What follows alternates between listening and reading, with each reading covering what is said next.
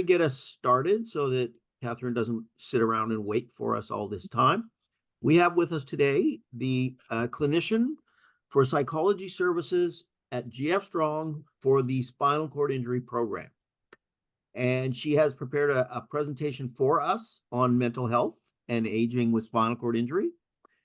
And 2 weeks ago, we had a discussion session. So I sent Katherine all of the issues that we came up with at that discussion group.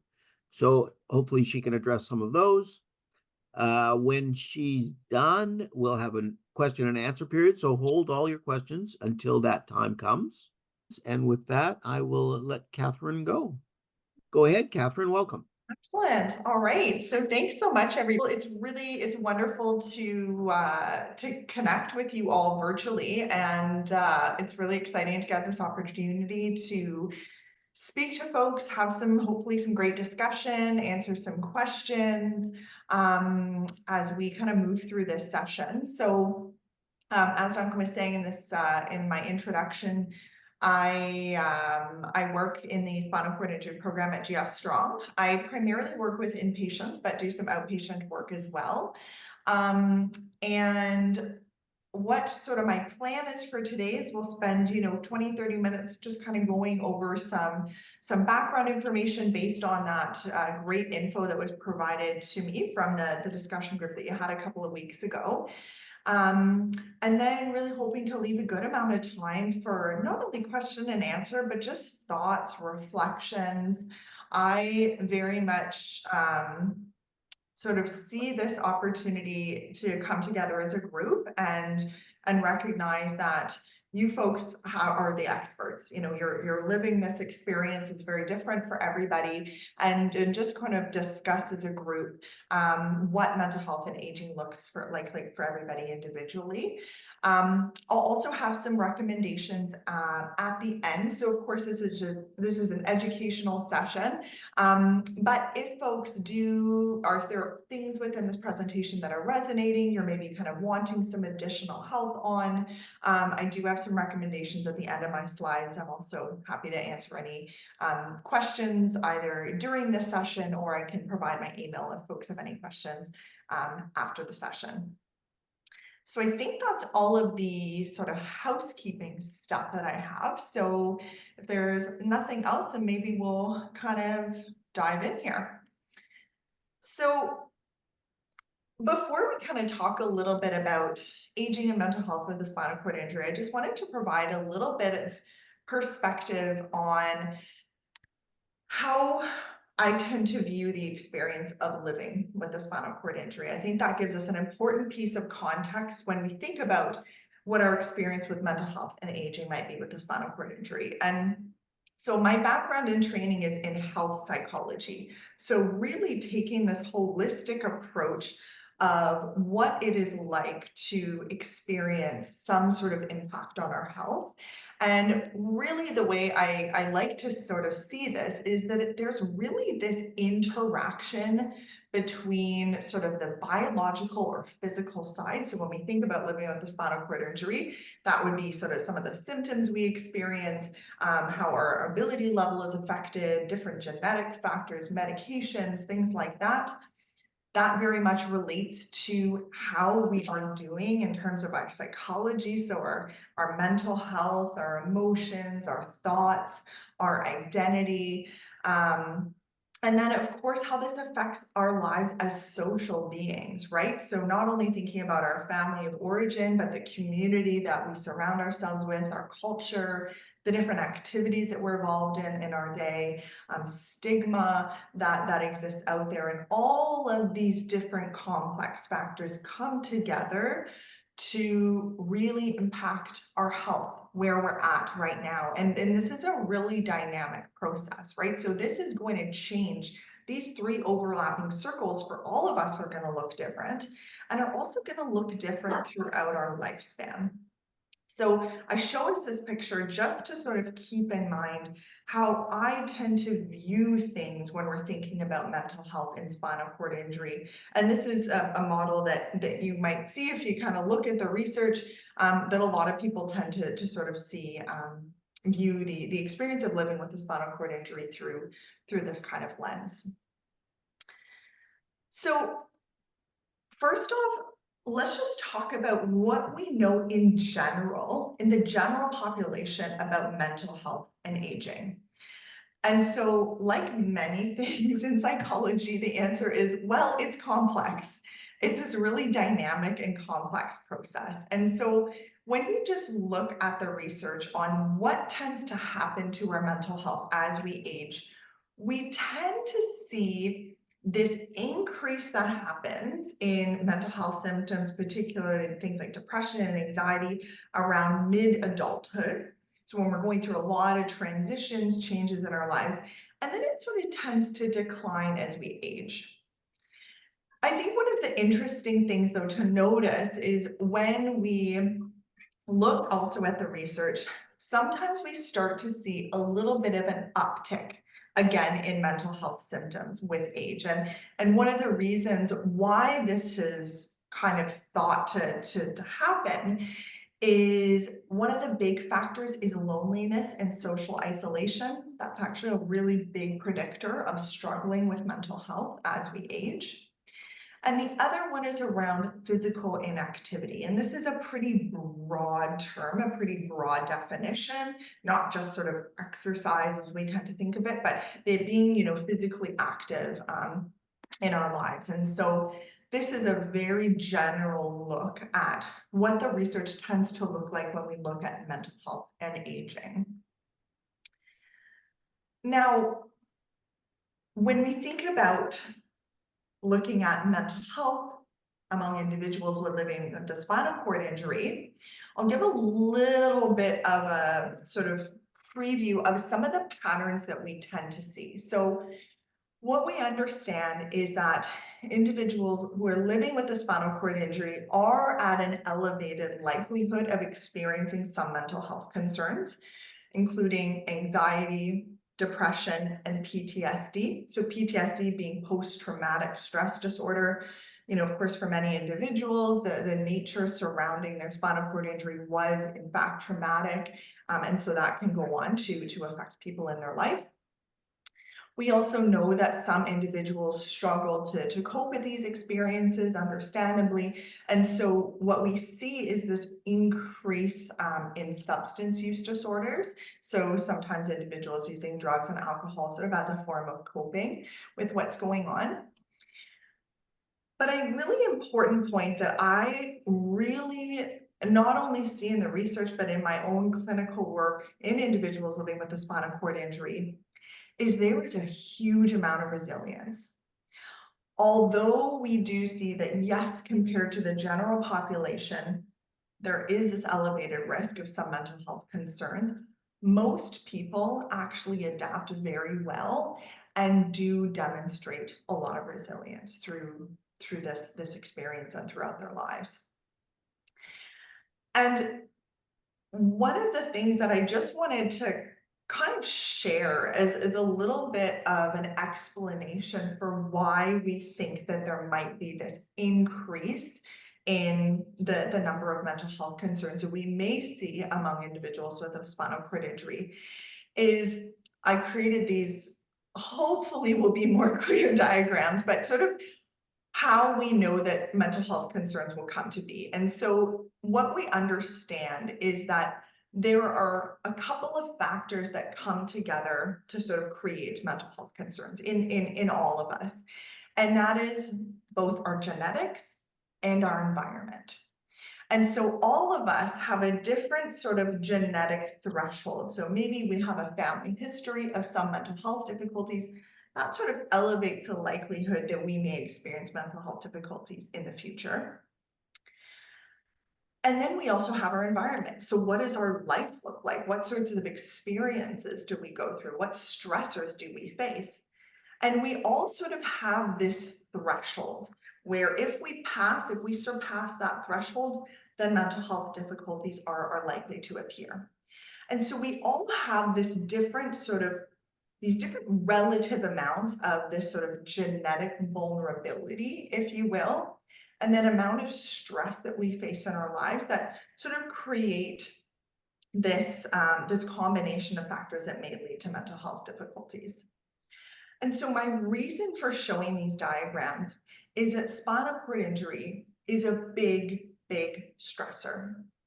And so even when maybe someone has a lower genetic vulnerability or someone has a higher genetic vulnerability, when we have that amount of stress that we have gone through in our life, it is much more likely that we might experience some mental health challenges as a result of that. And so I show this to almost try and normalize having some struggles, because having a spinal cord injury is for many a very life-altering event. And so this is sort of one of the ways that I like to try and visually show why we tend to see this elevated risk of developing some mental health concerns. So what about when we put kind of all of these pieces together? So what do we actually know about this experience of aging with a spinal cord injury and then sort of the mental health effects of that? And so this is another one of those relationships that is quite complex and is quite dynamic. And Duncan was kind enough to kind of send me some great new research that has come out in this area, because there really is not a lot that has been done. But I think there's a couple of really important factors to consider here when we're talking about aging with a spinal cord injury. One is the age at which we were injured. So some of the things that we know, for example, is when we have a spinal cord injury, when we are younger, our body physically, mentally, and emotionally will respond differently than if that same person were to be injured later in life. We also know that the duration that we have lived with our injury also matters in how we're coping, how we're doing. With one of the general trends that we tend to see is that many folks tend to do better as they have lived with their injury for longer from a coping perspective. Again, it's not all the time. And then the other thing to consider is just our chronological age. So if we look back to those slides just on mental health and aging, we also know that how we're doing with our mental health, regardless of an injury, is going to change as we age. So there's a lot of different factors to consider when we're sort of thinking about how we are aging with a spinal cord injury. So in terms of some of the research that has been done in this area, we know that when we look at measures of quality of life, so when people are sort of reporting how they're feeling about how they're doing in their life, how they're doing in terms of their health condition, there's a lot of variability here. But interestingly, when we look at this sort of measure of quality of life over time, it remains generally quite high and actually quite stable as people age. So again, when we look at a big population of people who have a spinal cord injury, stays pretty stable and pretty high. A lot of older adults with spinal cord injuries also generally report being quite satisfied with their lives. So again, when you're asking sort of generally how satisfied are you feeling, most people again report, sort of higher than average. Now, I think one of the really interesting findings here is that although there's this general trend to see that as we age, some report more physical and social limitations. So, secondary health issues that might come up, or feeling more socially isolated. That does not always translate into mental health challenges. So again, we might have this subjective experience of feeling that our well-being may be somewhat impacted by these physical and social limitations. But again, that does not always mean that it's going to translate into mental health difficulties per se. But we do know that there is a subset of the population that does report some decline in well-being as they age with their injury. And as I was saying earlier, what we know is that a longer time since an injury tends to be quite a protective factor when it comes to coping. And maybe in our discussion, I'm just curious to hear what individuals' experiences with this might be.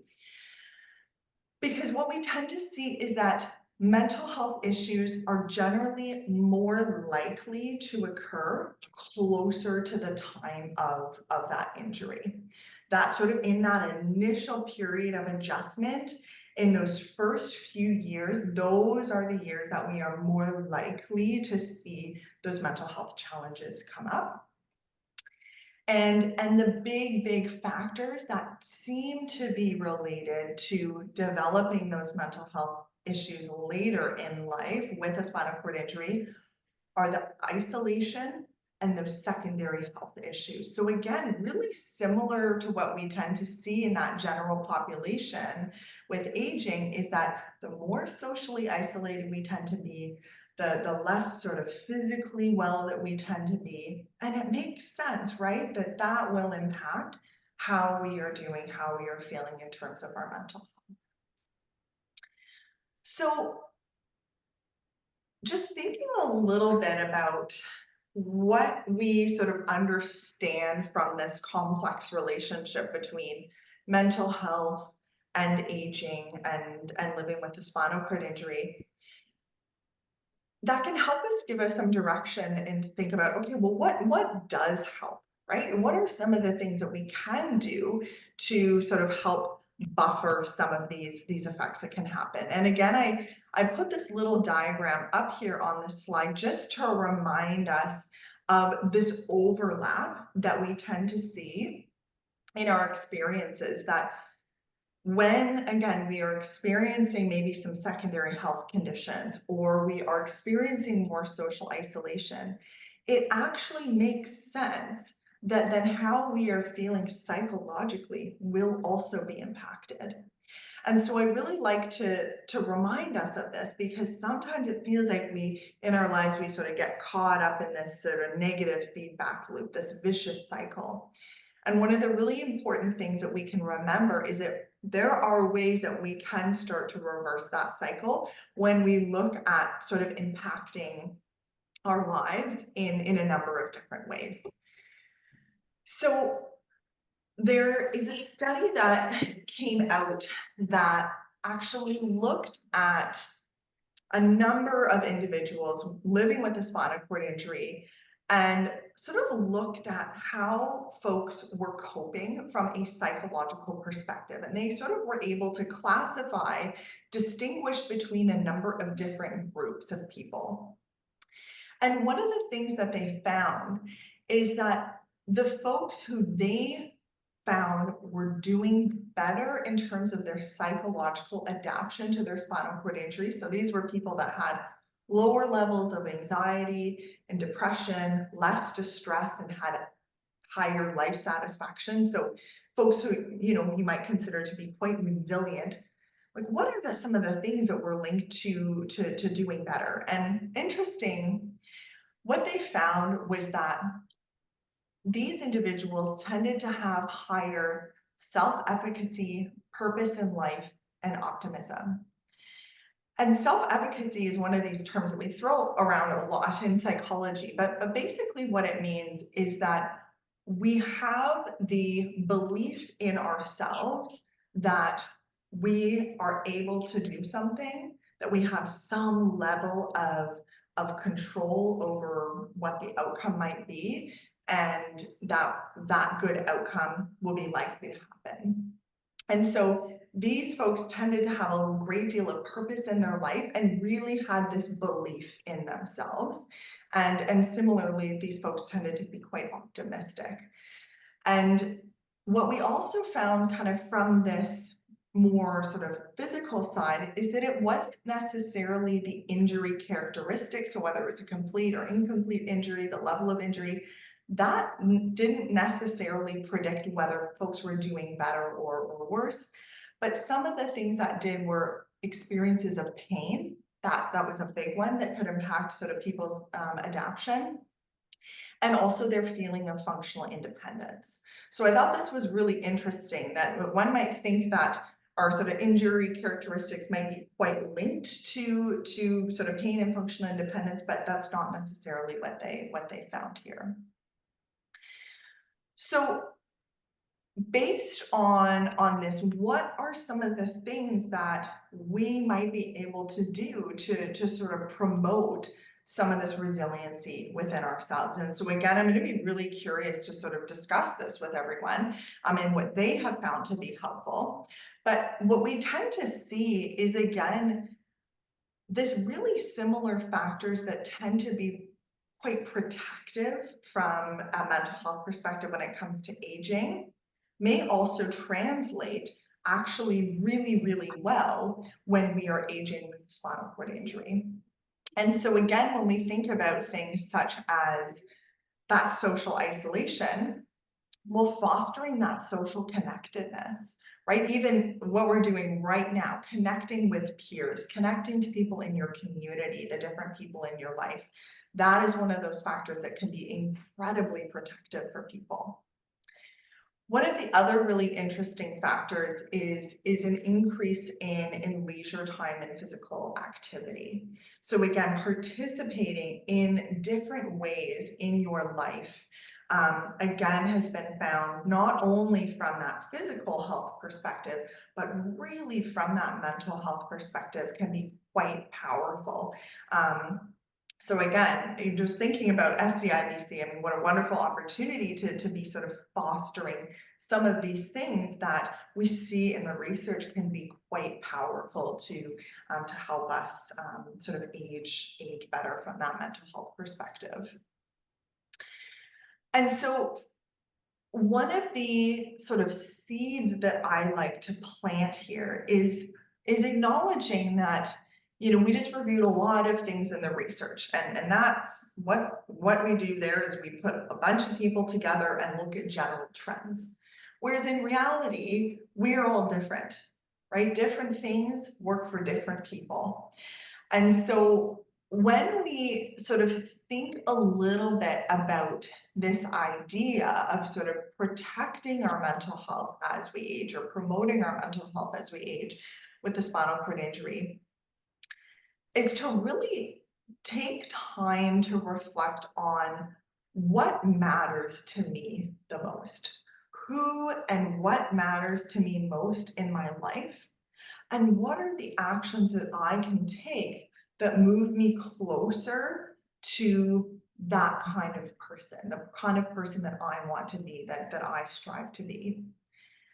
And then to also be thinking about, for all of us, there are factors that are going to get in the way.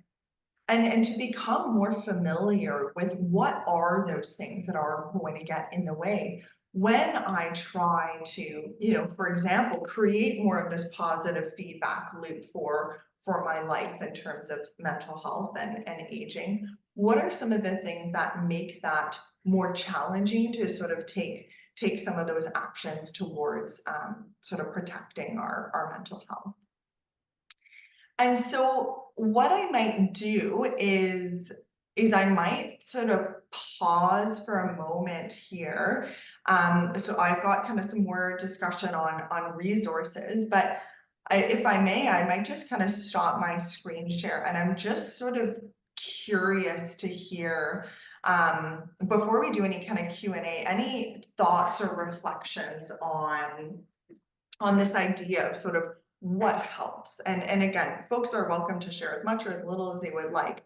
But I'm just sort of curious to hear folks' reactions to seeing this and hearing this. I'll start. Ah, I don't really have, I have a reaction in that I think what you're saying is great. It's really, really good, and sort of supports a lot of stuff that has been happening and people have been doing. I'm mhm. wondering what you think about social media and internet connectiveness in terms of increasing your social connectedness and decreasing your isolation. Do you think that that is a a valid way to decrease your isolation and to, or is it Mhm. kind of a crutch? I don't know. I'm trying to figure out which is which. I think that is such a good question. And I have these thoughts a lot myself. And so one of the things that I'll say is from a research perspective, a lot of this research has been done on younger people, sort of kids and adolescents, and what are the effects of, social media use. Um, the way I think I tend to see it in the perspective that you're sort of asking here is I always ask the question, what's the function? What is the function of this behavior? So for example, if we are, let's say, using social media because we're feeling stressed and anxious and we're just trying to kind of distract our mind and we're kind of scrolling through something, or we're doom scrolling or whatever it might be, well, the function of that behavior is really, really different. Whereas, let's say I am wanting to connect to other people who have, a similar lived experience to myself. Maybe there aren't a lot of people in my community. And so connecting online with somebody, for many folks, that can be very, very helpful. So again, the answer here, and is very unsatisfying, but we say this in psychology all the time, is it depends. But I think my response is always, what's the function? And I think all of us in our lives do the same behavior can actually serve a really different function at different times. Like when I've been stressed, sometimes I'll just be watching TV because I don't want to think about the fact that I'm stressed. But other times I say, oh, this is a great show. I really like sitting down with my family and getting to do this. And so I think that's really kind of what I encourage clients that I work with to think about is, well, what's the function of this? Like, what is this going to bring you closer to who you want to be? Or is this kind of a way of dealing with uncomfortable stuff that we don't maybe want to deal with? Or do you Yeah. want to you, So maybe what I'll do is before we can kind of go into to resources and things like that, is just I'm curious to sort of survey the group and ask, were there any of the sort of points that were made here or kind of patterns in the research that were surprising? Or did most of it seem like, okay, that seems to make sense. Like I understand why, why that might be. personally, I thought it was really good, and it did support a lot of stuff that I think in my head. Mm, mm, Not necessarily, sometimes you can't do what you think you want to do, but at the same time, it supported what I think I should do. So I'm mm. gonna leave it there because Pete's got his hand Yeah. up now. Go ahead, Peter, I Pete. see, yeah, you got a hand up. Yeah, my comment would be I saw a lot of things that I think contribute to my quality of life reflected in what you were saying. Uh, Mm, Connecting with people, having purpose. I think I struggled more early than I have lately, although mm, as my colleagues know, I've struggled this year just with some health issues. mm, Although I'm not sure depression is necessarily kind of mm, creeped into my life yet. mhm, Making time for leisure is really important. Being physically mhm. active is really important, and Yeah. connecting with people is really important. So, Mhm. I think that's the only comment I would have is I I agree with all of that. Yeah. Yeah. It's no, I really appreciate you sharing that, Peter. And I think it's really neat just to hear different folks' perspectives on what coping has looked like for them at different stages. And it sounds like in many ways that sort of whole idea of the longer we've lived with our injury, generally the better folks tend to feel. But again, there's those ups and downs, right? That when things happen in our lives, such as that, change in our on our physical health, or what's going on for us socially, it can really impact how we feel. And I think that's just really wonderful to hear that you found some great ways to help. So that's excellent. I've got two things in the chat column. Yeah. One of them is from Gordon Jones saying that he's in a long-term care facility and he seems to feel like there's some policies being made that are affecting his ability to have a good life kind of thing. Yeah. But I don't see him on long. Oh, yeah, he's here. Gordon, do you want to comment on that a little bit? You're muted, so you can't until you unmute. There you go.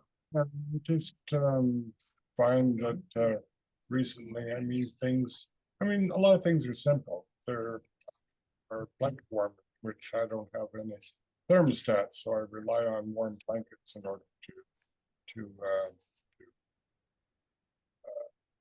meet a temperature. And they've turned all the blanket warmers down to 54 degrees, which is only 7 degrees warmer than my body temperature. So realistically, I'm looking at a warm blanket every half hour instead of every 2 hours, which it used to be. We used to have the hottest water in the unit, and somebody complained that it was too hot. So now they put a regulator in, cold water baths every morning because the water is just not hot enough to physically be there.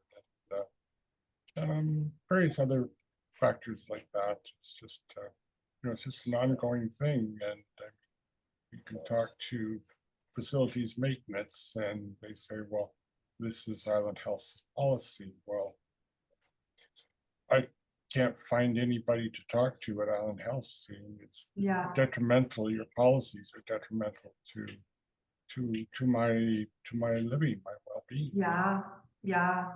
But no, go ahead, Gordon. no, it's okay. I was just gonna, I really appreciate you bringing up this point, Gordon, about sort of systems and policies that really can sort of put some constriction on our ability to maybe do some of the things that we would like to do in terms of kind of promoting our mental and physical health. And one of the things that I certainly hear from some of my clients, and I'm curious if this sort of rings true, Gordon, and maybe for others, is that feeling of that lack of control can be extremely difficult. And I think that's something that that I'm almost kind of hearing coming up, as you're talking there, that again, understandably, it's actually normal and makes sense for that to feel difficult. I think that is going to impact our thoughts and feelings, and that's a tough one to cope with. I'm going to throw in that I don't think, Gordon, you're the only one experiencing this kind of thing, because I know from a number of people that I know that use home care services that the same kind of issues come up, in that, the home care staff are late or they're scheduled at a different time and nobody tells you. And those kind of out of control things can be really, really frustrating. So, and I know the other thing I know is it's really hard to deal with, because it goes all the way to the policy level, and getting people at the policy level to actually read emails and respond is very difficult. So I think that it would be, they've done too is they've made mandatory breaks. So if they're in the process of feeding you at 9:30 in the morning, they put your fork down and say somebody will be along briefly to help you finish feeding. Well, can you not wait 5 minutes for me to finish my meal before you take your break? But if they don't take their break at 9:30, they don't get it. And it's just, somebody has not thought this through, because our food doesn't come down till 9:15. So by the time you've served everybody and put meals in front of them and then found somebody to feed us, it's almost break time. So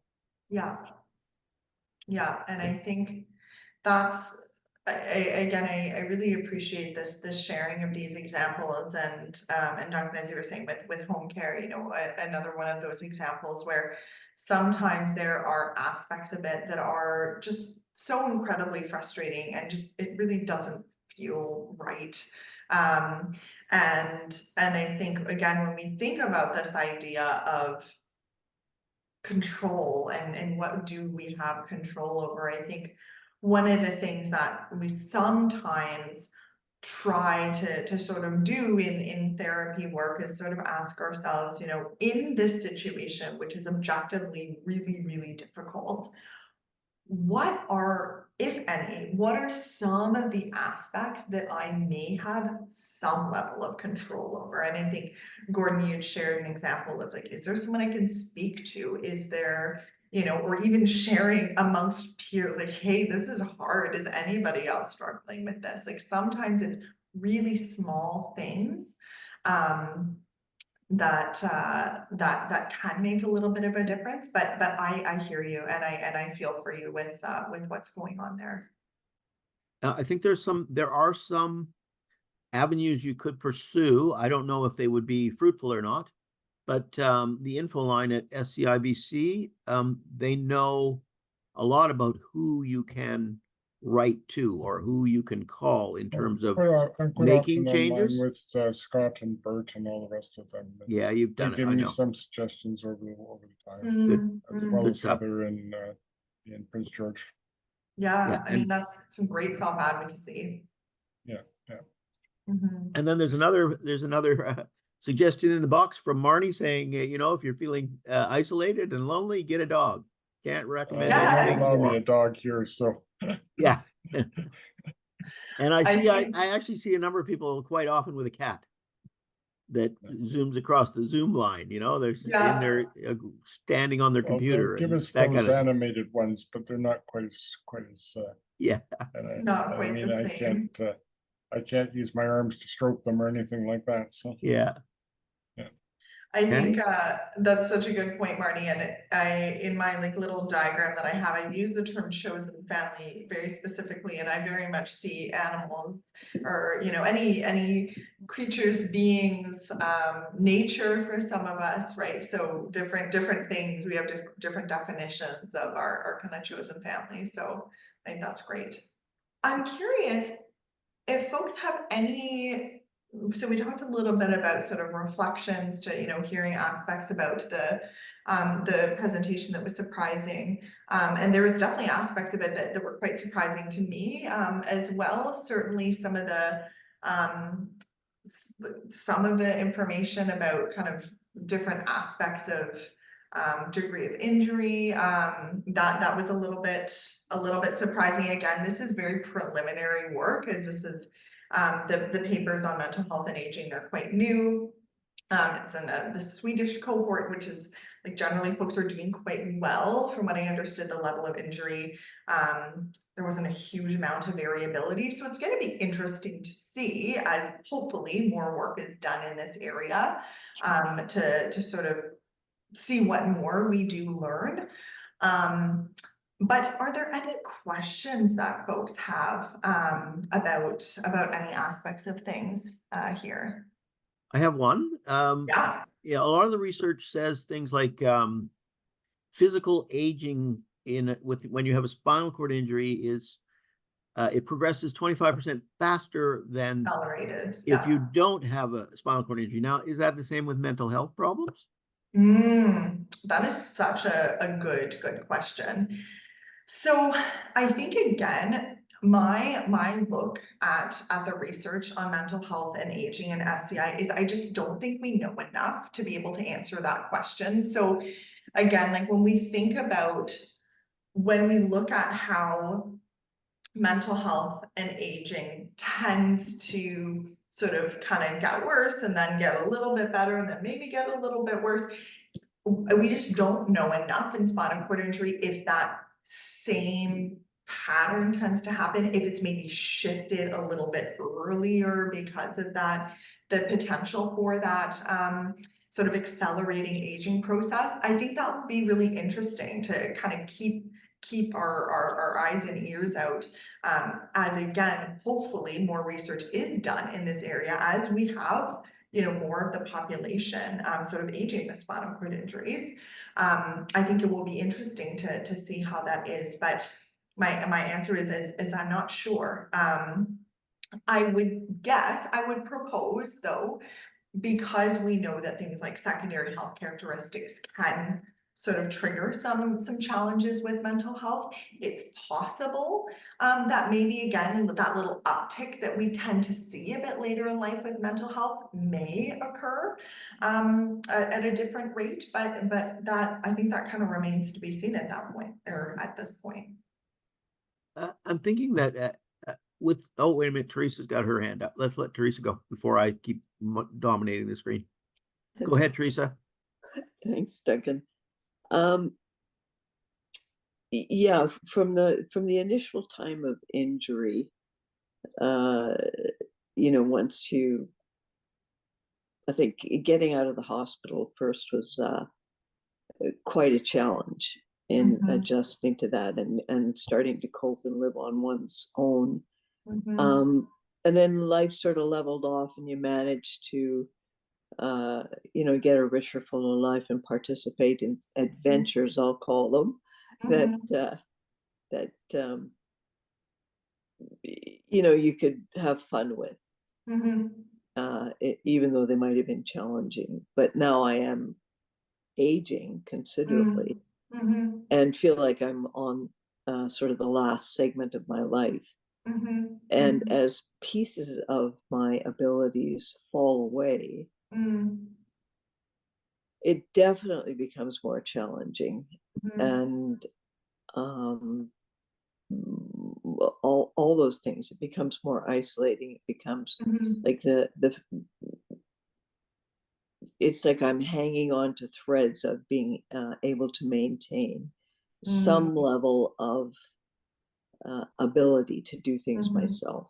My hand functions debilitating. My health is debilitating. And then if you have a slight injury, the impact is far greater than it would have been. The recovery is not the same. All of those issues, which definitely, I think, like, how far do I want to live like this, quite frankly? Because I think there's going to be a tipping point for me. Yeah. And I appreciate your sharing here, and I think those those things that sort of, as you were saying, add richness to our lives, sort of help us cope, looks different at different phases. And as we sort of reach a phase in our life where there are different reasons why sort of participating in those activities becomes more challenging, it makes sense that we, start to sort of have those reflections. And so I hear you. And I think it's with these transitions, we do have those reflective times of our life, right? I think, as you were saying, when you initially leave hospital, again, that first couple of years, we tend to really see people struggle a lot because it's a huge transition, and aging is a transition, right? And so it makes sense again that as things change in our body and in our social circumstance, our activities, that it just sparks those reflections. And I think having, peers and a community, people to speak to about those things is just so valuable. So thank you for sharing that and sharing your thoughts. Well, there's one thing too about aging is that you gain all kinds of experiences throughout life, and recognize that the things, the fears that you might have held on to at one time and hid behind and struggled with to maintain what you consider to be a face, when when you don't have to be struggling that hard, really, but you're still hanging on to a past life. Well, a lot of those things are not that not as important, and you become more compassionate with more newly injured people, but and with yourself too. That you're freer to speak out, I think. I would hope that I have And one, oh, sorry, Teresa. Go well, ahead. and that there are, like, I still do get a great deal of benefit out of online things. Like I'm Mhm, taking a course, just learning about jazz music, throughout history. mhm, mhm. So there are courses out there or groups out there that do help with socializing and with learning and with, Mhm. yeah, Yeah, I I think think, that's why I asked the question about social media and internet yeah, connection because there are ways to connect online that were not available 20 years ago. There was nothing yeah, like yeah, that. You know, yeah, you had to yeah, use a landline to contact anybody, and when you moved, you didn't see any of your people that you knew in that town in another town for a long, long time unless mhm, they came. And mhm, now, I have four really, really valuable friends who don't live where I live, but we connect mhm, online, mhm. which is fantastic. It's an opportunity that just didn't exist a long Yeah, time ago. I have one more question because it's 10 to, it's almost 8 to. yeah, And I was going to ask if you think, this is truly a theoretical question, mhm, that because most of us have had to cope with the loss of ability and the whole spinal cord injury realm of life, do mhm. you think that when we age, we might be a little better at coping with that as a result of already coping with such major trauma earlier in our life? Honestly, yes. I think that the amount of resilience that I have seen, and I mean, it's part of why I do this work, is it's just unbelievable that our our minds, our bodies, our emotion, our spirit is smart. It learns to adapt, and it is often thrust into this experience because of the injury. But I think as we age, we certainly gain this wisdom. But I also think that when we go through an experience like this, I mean, there's this term post-traumatic growth, right? That when we go through a traumatic experience, whether it's, physical trauma, mental, emotional, that many people really grow from that quite a bit. And I can imagine, and this is purely, anecdotal in speaking with people who have lived with their injury, is that there's so many strengths that come with that I think equip people to kind of face things as we age, because you learn these skills, you learn these strengths, and you can apply them. And so while there may be things such as, accelerated aging in the body, which makes it more challenging, holy smokes, do we have this mental and emotional experience that can also kind of allow us to draw from, to carry us through. So that's my answer. It was a strong one. That's my knee-jerk reaction. But those are my thoughts. I'm curious what other folks' reactions might be, or maybe kind of their own lived experience of connecting with that. But that's my hypothesis, I would say.